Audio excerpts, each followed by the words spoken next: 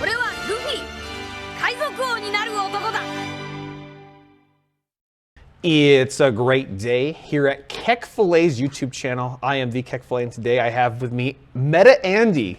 Hello, hello. Hello. How you doing today, man? I'm doing good. I'm doing good. I'm very excited for this. St. Patrick's Day Monday. We're a little like a day late for ban list discussion, but we wanted to do it in person because, well, he's getting his computer set up, and I have my standards are too high these days. So, not professional enough. Not professionally, but this feels better. I like it. I like it in person. Yeah, but here actually we're talking about the ban list, rotation, OP10, and specifically cooking. I don't know if you get more, every time I take a shower, I get more crazy thoughts. Like, I start like, oh, maybe this deck list will work, or maybe that deck list will work. I do like that. Yeah. I do like that. I've been really enjoying that process as well. Looking at older leaders and thinking like, okay, now that Lucci isn't going to blow me up every single turn, can I play this deck?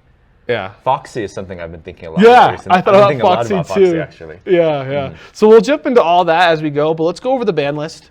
We'll go over kind of each thing. First of all, they actually give a reason, actually in English, they didn't put it in Japanese, in English, why they did these cards, but they banned these cards, and they banned these cards because of any future proofing of the game. It was too hard to balance around. Well, Moria was always a problem, right? Since Sit 6, it was always like, anytime you saw a black card, the first thing you looked at was its cost. It was like, is it 4 cost? Is it 2 cost? Okay, it looks like it's a Moria target. Yeah, exactly. That was always a big problem with Moria. It was just forever gate kept to like, if you need a good card, it can only be 5 cost or more. Mm-hmm. And that was a huge problem for the color as a whole because it made like the curve really weird. It made a lot of different issues with the game. Yeah. So there's that. Ice Age, which is just a -5. Pretty good. My God. Pretty solid. Rygo, which is kind of a crutch for decks like Enel, where they were able to actually overcome their bad matchups by just removing. It was just a little too free for some decks. I think my comparison with Enel is always purple, yellow, crocodile, and how they're very similar. But Enel gets to get away with a lot more things because of how his life system works. Yeah. And which I thought was always really interesting. Yeah, exactly. I enjoyed it. And it feels like because that is banned, a lot more cards like Zoro can be played, right? Which I think we've entered a worse game state where 9-cost Zoro is like the game now. 9-cost Zoro is now the card to beat. Before it was Moria and a few other cards. Now I think actually 9-drop Zoro is the card to beat. The card with its 2 biggest like counters, I guess you could call it, which is just the yellow answer to Zoro was always just Rygo, and the black answer was always just Ice Age. Yeah. And probably Moria. Yeah. Now that those are gone, it's actually like a huge question in the air of like, oh, how are you going to deal with it? Like, are you going to get bonked in the head 16-16? Yeah, if you usually lose a turn after, if you have to don't threaten your answer opponent. it. Yeah, it's very much so. They're now a deck where you have to be as fast as possible, but they're the deck that slows every deck down because their leader's skill. Interesting. Yeah. Bonnie's looking really strong, which I know some people are very excited. I'm not looking forward to that at all. And then Jinbei got banned. I've actually always said Jinbei sometimes feels like a fake card. I've heard you say that. Yeah, That's true. it's honestly, this is like kind of hitting Dofi. Like I don't think this is a hard hit enough, but it's hard to hit enough where people can stop complaining about Doflamingo. I think it makes it the refill board just a little bit more difficult. Yeah. So now if you deal with one board, you don't have to deal with the second board quite as fast. Yeah. Well, the thing is, the only deck that could deal with that was like Lucci before. Lucci, yeah. Like if you're using Teach and you're still playing 3, 4, 6s on one turn, your opponent's going to be pretty pissed off. Yeah, that's true. That's true. Right. So yeah. That's kind of my thought. I think Blue Dofi's still going to do good in its matchups, like all together. I think Blue Dofi is still quite strong.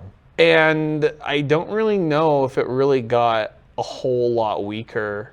I think it got more vulnerable. Just the fact that I think the main interaction that I'm thinking of that got removed was leader building Jinbei into Teach and then picking up your rested Teach or your rested Jinbei up. Which I think, I guess it's law, right? So law. Actually, because you use law, Jinbei, and so you can force them to attack your leader. Yeah, you had to force them to attack the leader, which I really appreciate that they removed that interaction. Okay. I can see that being pretty good, right? Actually, I think it adds a lot more counterplay to Dofi, where the whole thing was that like, I'm gonna set up 5 bodies, and you can only hit me twice, and then I'm just gonna get some crazy cards out of your hand. Yeah, which was Dofi's game plan. A lot of time, it was actually really funny. The Dofi Mir Jinbei was actually a way to counter pudding because you'd have to empty your hand Just dump out. your hand. You just dump your hand. If you had 9 cards in hand, that was pretty easily fixed with 2 Jinbeis. But I could see that combo being a little bit nerfed. But now I feel like Dofi is a deck that everyone has to focus on your board. You'll win games with 5 life like most of the time. Yeah, so, I think the way to play Dofi and the way to play against Dofi has changed significantly. Yeah, you can play actually real top end like Mihawk and Kaido. I'm still a believer in the bounce Kaido, but I know you're talking about the draw Kaido. Yeah, draw Kaido or bounce Kaido, they're both good. Like they both have options, which bounce Kaido might be better, right? But draw 4 Kaido is also pretty sick. It's just pretty funny. Yeah, because one draw Kaido leads into the other. You're still playing Pudding. Pudding in a deck is ridiculously stupid, right? Pudding's still strong. I wish Pudding had gotten hit, but that's just. You just have to have it sometimes. Yeah. Well, if Nell gets hit, I guess we don't have to hit Pudding, Just keep it there. Now you need Pudding for Bonnie now. Yeah, Pudding actually for Whitebeard. Whitebeard actually can't exist because Pudding exists, so. Gotta keep the old man down. You can't come back, old man. It's pretty bad. Your time has gone. Don't come back. But with that, I want to talk about a couple decks that were affected, especially Black Yellow Luffy. BY Luffy. It's now bottom of tier 3. I could see people trying to do it for fun. It's pretty rough.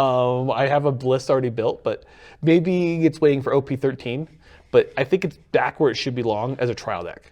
Okay, I think that's actually true. Yeah, I think it's where it should be.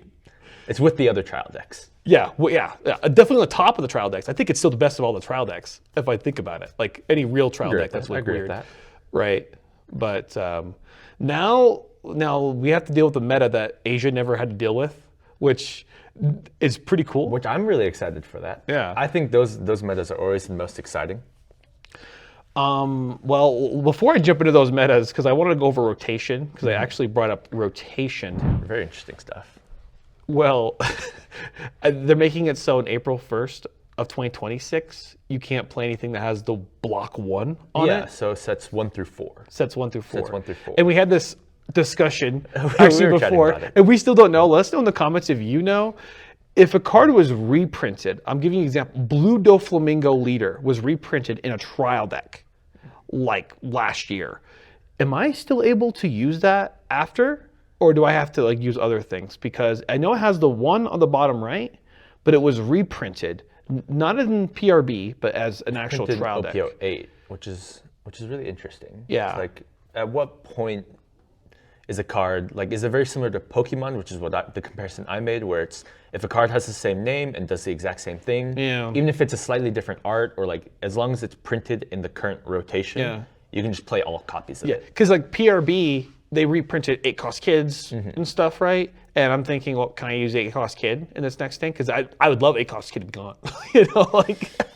It's a pretty good card. Yeah, exactly. But it's just, I think there's more questions than answers to be happened. So there's going to be a rotation, which it does 2 things. Some people like it because, well, now the game actually has a future, and they want this game to last 10 years, and they want you to buy new product.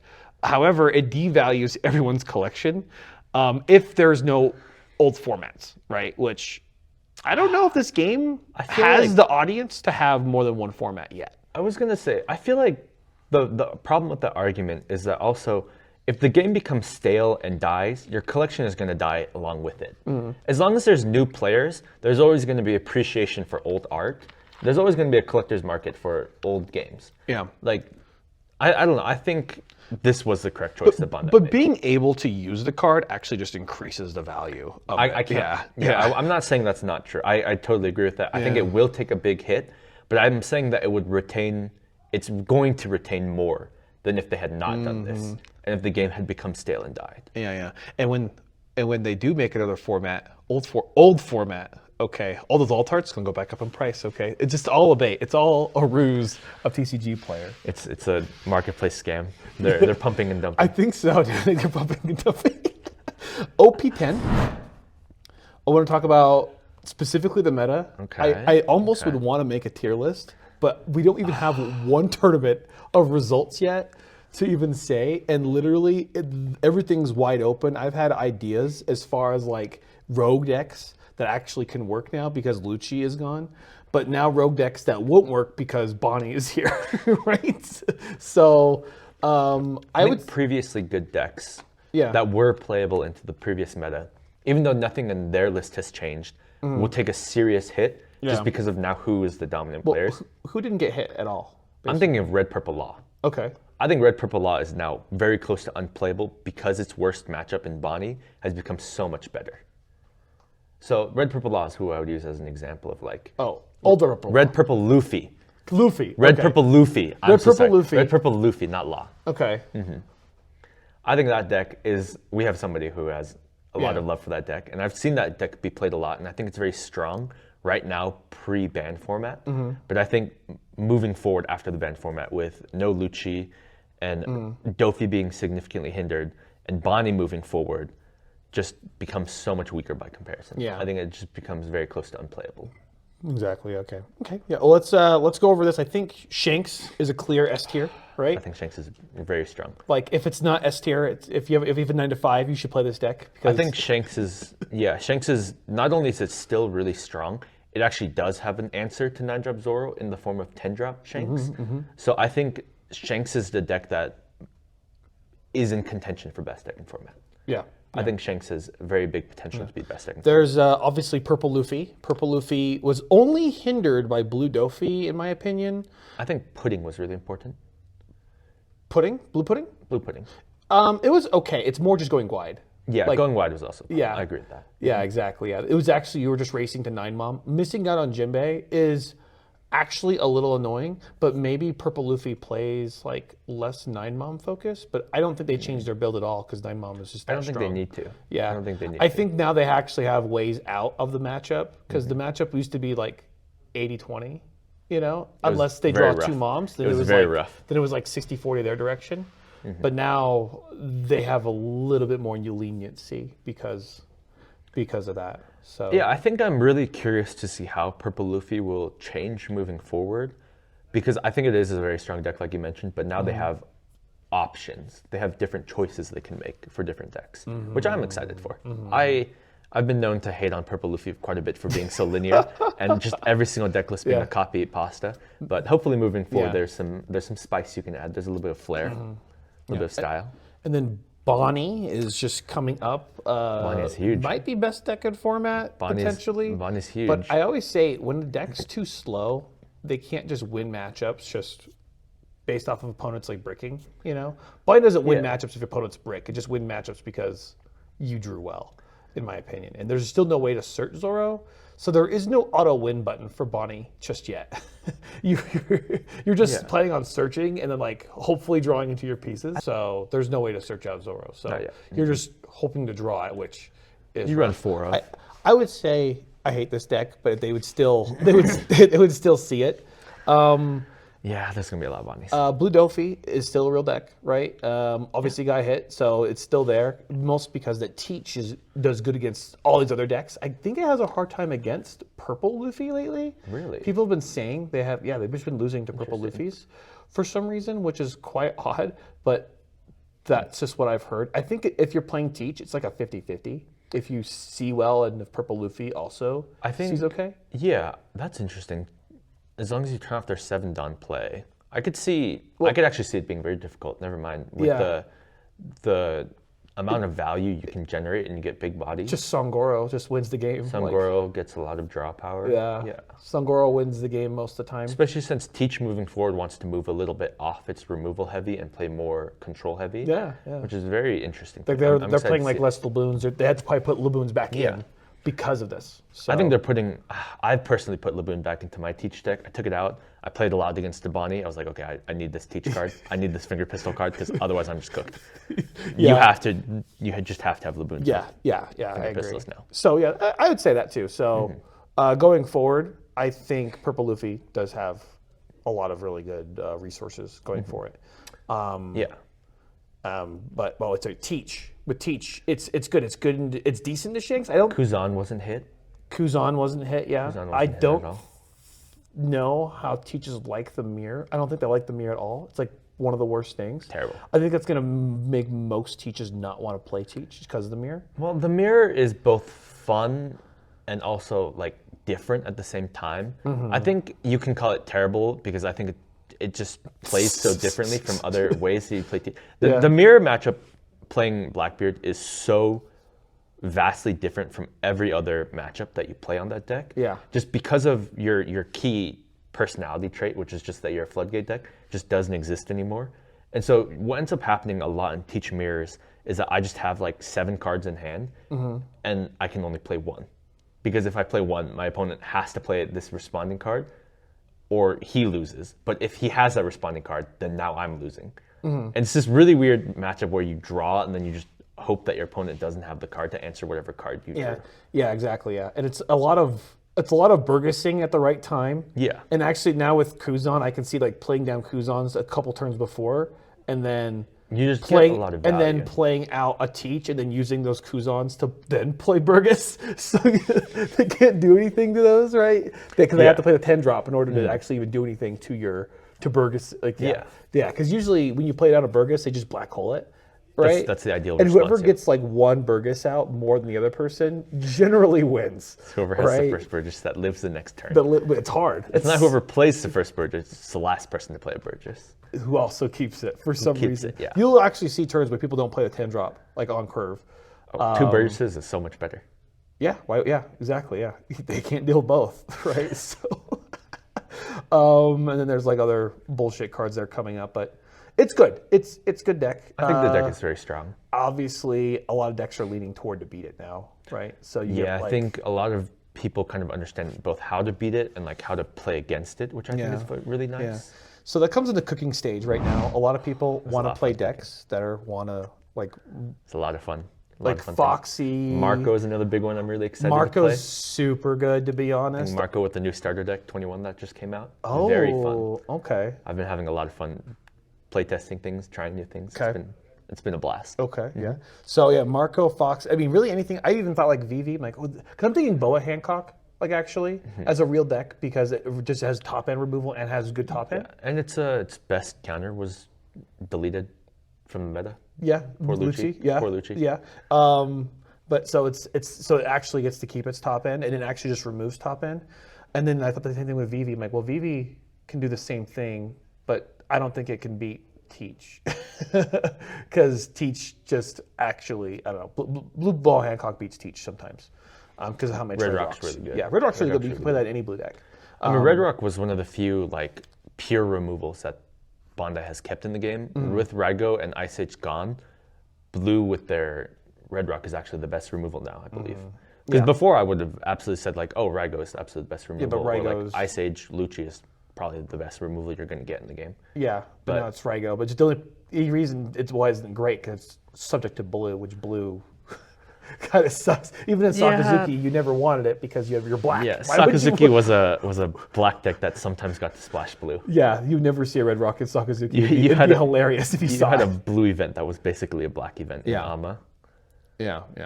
So there's that. The only kind of weird thing that can happen now is that Bonnie has this like weird curve of playing like Tashigi into Zoro.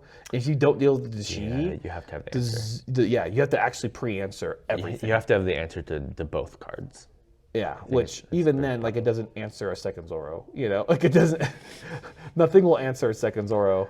If you gotta have the same exact answer again. Yeah, exactly. Well, actually, decks that draw a lot, but there's a lot of cooking to be had, right? Which I don't know. I obviously fast decks are going to be coming back a little bit, like Red Green Law, Zoro, and Reiju. I'm excited for Reiju specifically. I've been buying up my Reiju alt hearts again. I'm very excited for that. Play that deck again.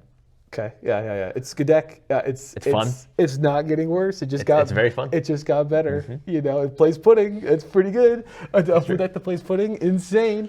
I really don't know what else to say with OP10. Have you been looking at anything else specifically?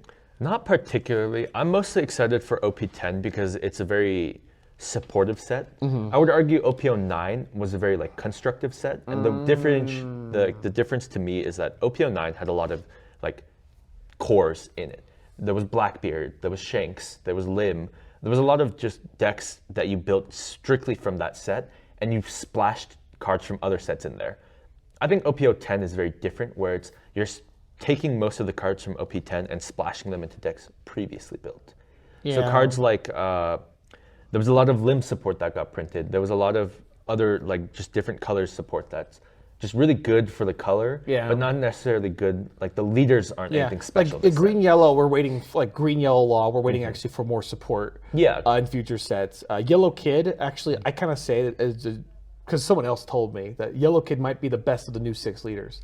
That isn't to Which say is really a lot. disappointing. You're disappointing. That's a lot of bad leaders. That's very disappointing to hear. There's a lot of bad leaders, to be honest. But it might be the best out of the new 6 leaders. The only problem matchup it has is Bonnie. Actually. Yeah. So it's kind of a weird. We're stuck in a rock paper scissors format again, right? But we're figuring out what's the strongest rock. And so that's kind of tough when I'm excited to see. When the easiest deck is also the strongest rock. So. I'm really excited to see what ends up happening with the meta. I think One Piece with the new ban list has opened up a lot of different doors. I think the ban list, while like some cards weren't hit that other people wanted to be hit, like things like Gum Gum Giant, things like Teach, things like Law. Let's jump into that specifically, because I feel like they probably made this ban list when they announced the ban list about like 2 months ago, right? Yeah. I wonder if... And there's no way they probably didn't even change a single card since then. And even though like Gum Gum Giant is, and I always say 9-cost mob, but Gum Gum Giant's actually a big issue right now in the East, and I'm pretty sure they're at a tier 0 format. Yeah. So like I'm thinking if they don't do anything to ban those cards before those come out, this is the only fun we're gonna have until EBO2, where we're stuck to green, purple Luffy, and then OP11 blue, purple Luffy, which there's a lot of events coming out. Las Vegas, we're planning to do OP11, right?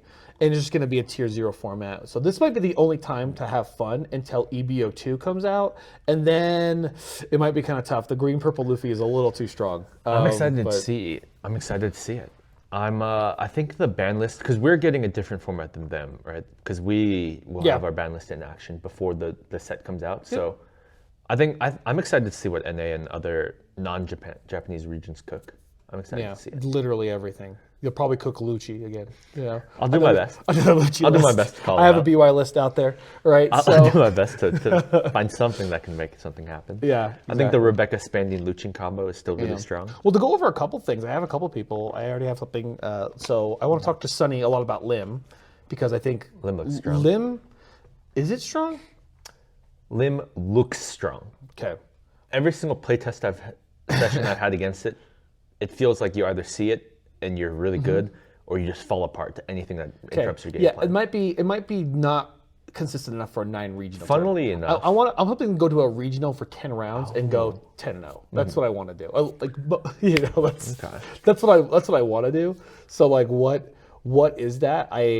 People are already talking to me a bit about things like Nico Robin and also Yamato, right? Things that can just either win really hard and maybe lose only a little bit of the time against current stuff.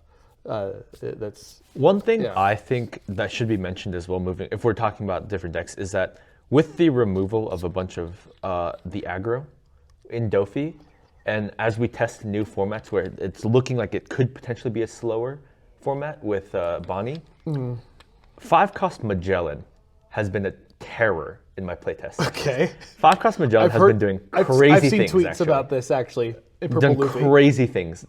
And it's really interesting how it interacts with every single deck currently. Yeah. Especially since it gives Purple Luffy an out if they get forced into second. Because right now, if they get forced into second, you just hope to find Eustace Kid. And Eustace Kid is your only good play on 5 Dawn. It adds a lot more power to Purple Luffy, in my opinion. I don't know. You weren't playing back when Purple Luffy was the main deck in OP05. No. And in OP05, the strat actually was to get the Tendon and double Magellan. Like that was a legit strat that worked. Like, really? Yes. You could just I've Magellan 4 times and just lost because they saw before Magellans. So I can see it. Does it beat the Straw Hat package?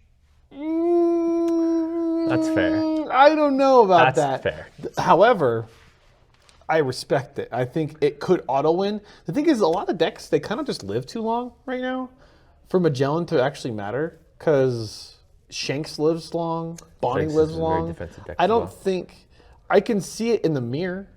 If purple Luffys are mirroring each other, that's actually a problem. Whoever goes second now actually might, if they have Magellan, they actually just dab out to beat your opponent.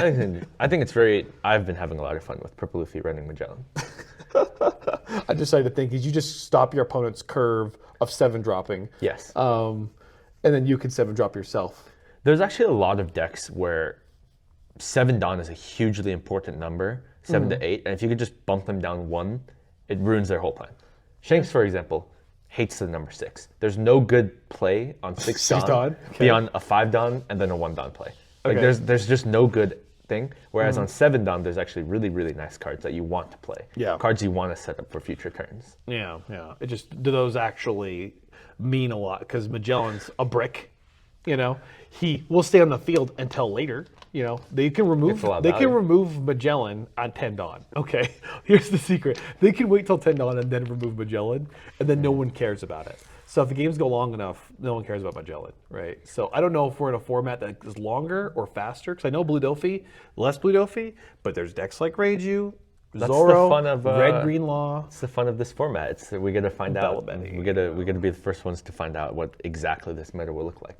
This is a totally unique meta that we will not have anything like from the future, i.e. Japan. Never again, bro. They've never played it. It's going to be insane. It's going to be insane. Yeah, I'm really excited for this. We're somewhat lucky. So, is it lucky? I think this is better than playing against Lucci, Blue Dofi, Teach, and Usopp. No, BY is basically gone. Was gone. Oh, already. Okay. That's fair. Yeah, but now you don't have to deal with Usopp mirrors. Like I think everyone was afraid of Usopp mirrors until the ban list came. So yeah, that's fair. I'm excited to see if Usopp players can cook something up. I haven't personally looked into the leader. They weren't even playing those cards before. They weren't playing Ice Age or Gecko. They were playing it in the mirror. They were never playing anything? They were never playing those Really? two. Yeah, they were, but they were specifically good against Blue Dofi, like really good against Blue Dofi. So if there's just less Blue Dofi, I feel like they're just like, oh, maybe I just play something else. Yep.